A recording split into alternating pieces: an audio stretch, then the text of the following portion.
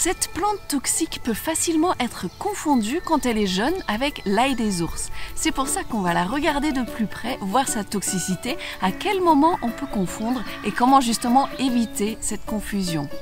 Il s'agit de l'arum tacheté, Arum maculatum, qui a des feuilles en forme de fer de lance, avec deux oreillettes pointées vers le bas et un peu vers l'extérieur, et au sommet, la feuille, elle est pointue.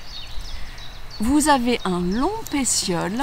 Les feuilles sur le dessus sont souvent d'un vert un peu luisant et les nervures qui vont vers l'extérieur. Les feuilles peuvent être tachetées, c'est pour ça que la plante s'appelle Arum tacheté, maculatum, c'est tacheté. Donc il peut y avoir des taches brunes dessus, mais ce n'est pas toujours le cas. Donc parfois il y a des taches, parfois il n'y en a pas. Le toucher de la feuille est un peu caoutchouteux. Les fleurs sont très particulières. Donc vous avez une grande bractée, donc comme une feuille vert jaunâtre qui entoure comme un épi, un long épi qui au bout est d'un rouge un peu violacé. Et là-dessus, il y a les petites fleurs mâles et femelles séparées. Donc ça fait comme un épi au milieu d'une grande feuille qu'on appelle une spathe, qui est une bractée en fait. Les fruits se développent donc sur cet épi et ils sont d'un rouge vif et charnu. Les fruits sont toxiques, ils contiennent des saponosides et ça peut créer des troubles digestifs, nerveux et cardiaques qui parfois peuvent amener jusqu'à la mort. Et les feuilles sont toxiques aussi, elles sont extrêmement irritantes, donc ça irrite les muqueuses jusqu'au point où ça peut les faire gonfler, il peut y avoir des œdèmes qui peuvent amener jusqu'à s'asphyxier en fait. Et c'est là qu'il faut faire attention avec l'ail des ours. Alors vous allez me dire, mais ça ressemble pas trop à l'ail des ours.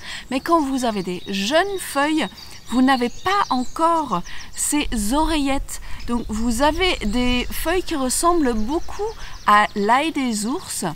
Donc comment faire la différence? C'est là qu'il faut regarder de près. Tenez, je vous ai trouvé une jeune feuille d'arum, donc une feuille toxique qui ressemble beaucoup à l'ail des ours.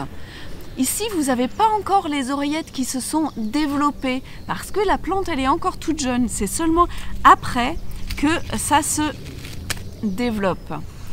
Alors, quand on n'a que ça dans une forêt avec laquelle l'ail des ours partage l'habitat, parce que aussi bien l'ail des ours et l'arum aiment bien des bois un peu humides, vous pouvez trouver les deux plantes au même endroit.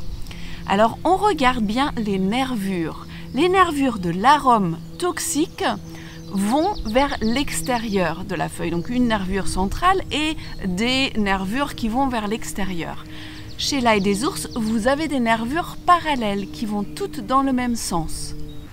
Et vous avez aussi chez l'arum, aussi bien la feuille jeune que la feuille adulte, sur le pourtour, une nervure qui suit le pourtour de la feuille à 1 ou 2 mm de distance. Donc ça, c'est vraiment visible chez l'arum. Chez l'ail des ours, vous n'avez pas ça.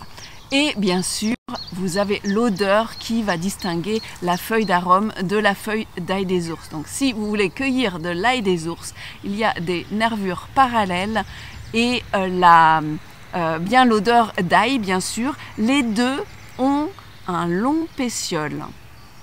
Alors, vraiment, je vous invite à rester vigilant tout au long de votre cueillette d'ail des ours, parce que quand on cueille l'ail des ours, on se dit ça sent l'ail, c'est bon, mais une fois qu'on a cueilli des brassées d'ail des ours, tout sent l'ail et il faut surtout pas avoir quelques feuilles d'arum qui se mélangent au reste.